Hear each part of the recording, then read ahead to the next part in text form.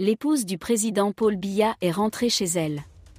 Selon nos informations, Chantal Biya, rentrée clandestinement à Yaoundé ces dernières heures, est depuis plusieurs semaines en Europe en vacances privées afin de pouvoir passer du temps avec ses proches.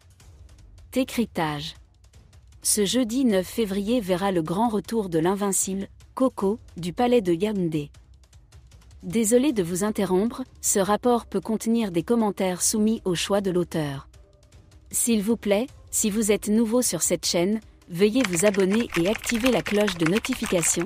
De cette façon, vous serez averti lorsque nous publierons de nouveaux rapports sur cette même chaîne. Merci.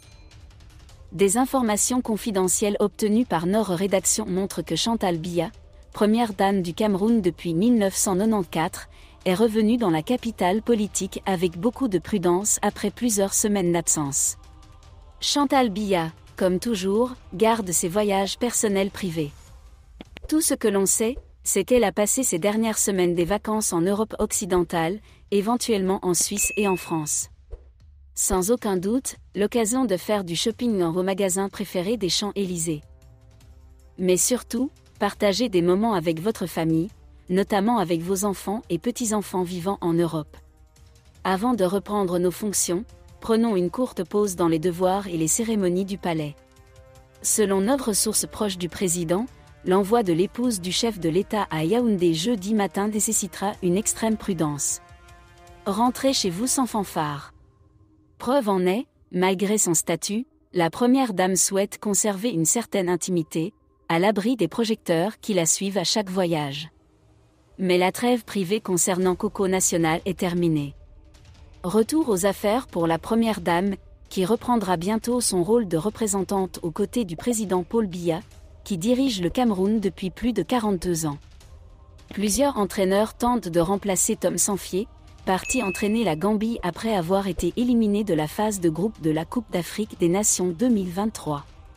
Le technicien belge a également été contacté par la FECAFOOT, qui recherche un nouvel entraîneur pour remplacer Rigobert Song, dont le contrat est sur le point d'expirer. J'ai des offres en Asie, ceux qui souhaitent m'embaucher pour une durée plus longue peuvent choisir. Il existe également un intérêt pour la Tunisie et d'autres régions d'Afrique telles que la Côte d'Ivoire, le Ghana et le Cameroun. Maintenant, je vais analyser toutes les propositions et voir ce qui se passe.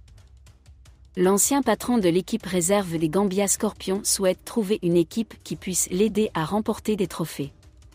Je souhaite travailler avec une équipe qui me permet de participer régulièrement à de grands tournois et de remporter des titres. Tom Sanfié a fait ses preuves lors du tournoi de la CAN 2021 qui se tiendra en janvier 2022 au Cameroun. Il a mené la Gambie pour la première fois en quart de finale avant d'être éliminé par le Cameroun. Merci d'être resté avec nous jusqu'à ce point, comme toujours pour promouvoir la liberté d'expression. Laissez vos opinions à ce reportage dans la section commentaires ci-dessous.